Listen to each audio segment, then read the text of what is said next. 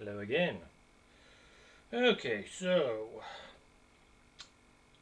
Warren Davidson, representative from Ohio, has introduced a bill. He did this 3 weeks ago, a month ago.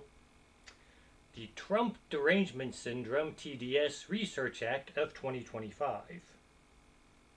Don't know where it's gone. Hopefully, it'll go nowhere. It's basically supposed to have the National Institute of Health research Trump Derangement Syndrome. So the question is, does Trump derangement syndrome even exist? And a lot of people say yes. And even though I generally support President Trump, I will say no. Political derangement syndrome does exist. It has existed. That's one thing I've acknowledged.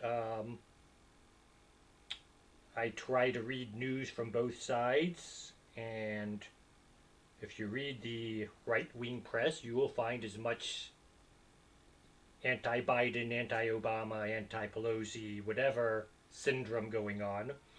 And it's really not about the person, it's about the opposite party.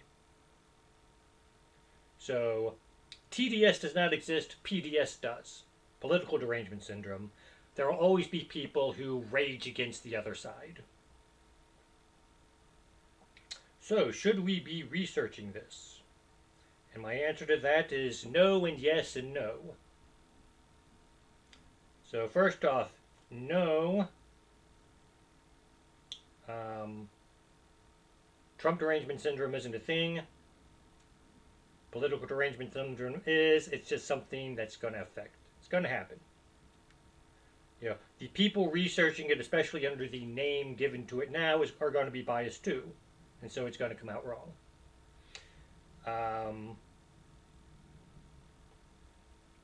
We don't need another mental health condition, which is basically just more of a social existential social phenomena rather than a disease. And then we get things like they tried to impeach, or people wanted to impeach Trump on the 25th Amendment and failed. Then for 3.5 years, people denied that President Biden had any kind of mental defect. And finally, the debate in July of 2024, they almost had to back off and admit it. But even then, there was no mention of the 25th Amendment, or very little mention of it.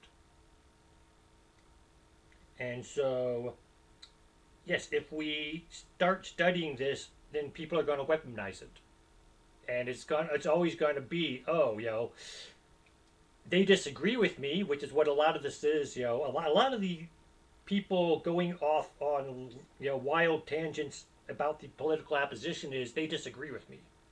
I disagree with them, they disagree with me. I'm obviously right because ego, and so therefore they must have a mental problem. And so we would have vast numbers of it won't necessarily happen, but it could potentially happen where we just start clearing out political figures just because, we're going to accuse them of having this derangement syndrome because they disagree with us. So it shouldn't happen.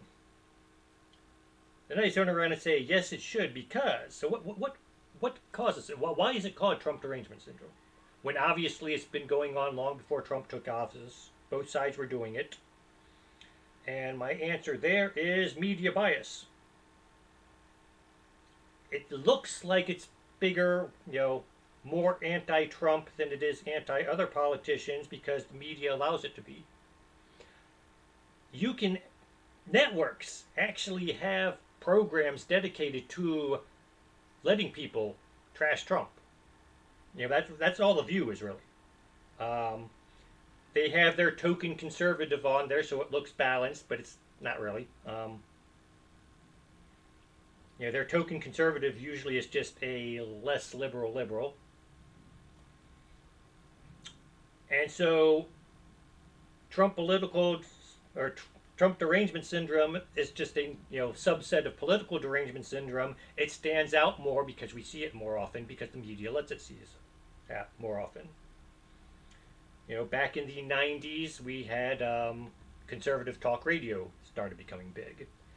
And it was immediately written off as a bunch of angry white men. We didn't call them racist yet because we hadn't quite redefined racism. And so, if we started calling angry white men racist, then we'd have to admit that angry black men are also racist. And so we had to redefine racism before we started yelling racist as much. And they grew in popularity because, conservatives wanted a source they could listen to. And the rest of the mainstream media and society in general just sort of pushed them aside because media bias, we could get away with it. Fox News came out and said, look, the media is biased to the liberal. We're going to create a station. They never used the word biased, but they openly admitted we are going to create a station which tells the news from the conservative point of view. So they were admitting to being biased without using the word biased. And Fox News still gets torn to shreds because the majority of mainstream media is liberal and has a bias. And so you're allowed to criticize Fox News more than you're allowed to criticize other news outlets. Of course, the criticism of other news outlets is now coming more from websites. We got people doing their conservative news, setting up sites. They're also being trashed by the left and by the mainstream media. And so there's obviously political bias. And so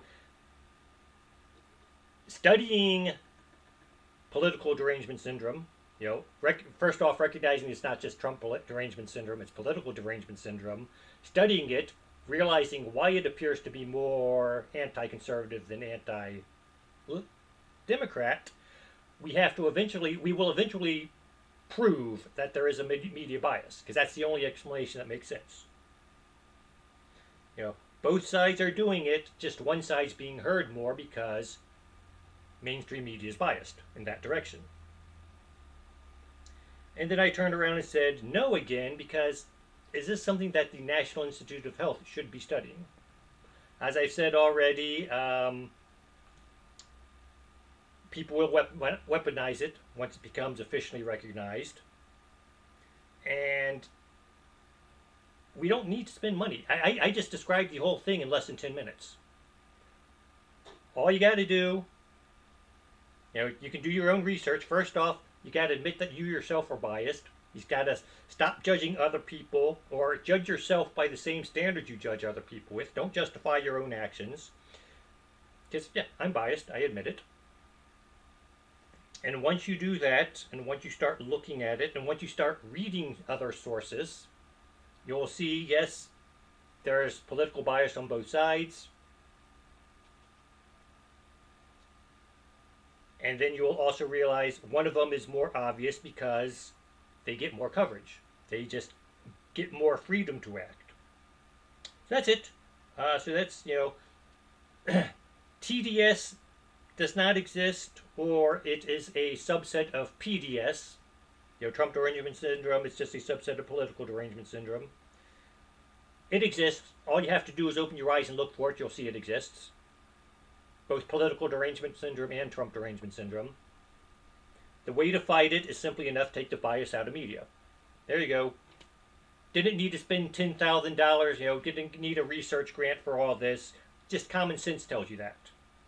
Where's my Nobel Prize?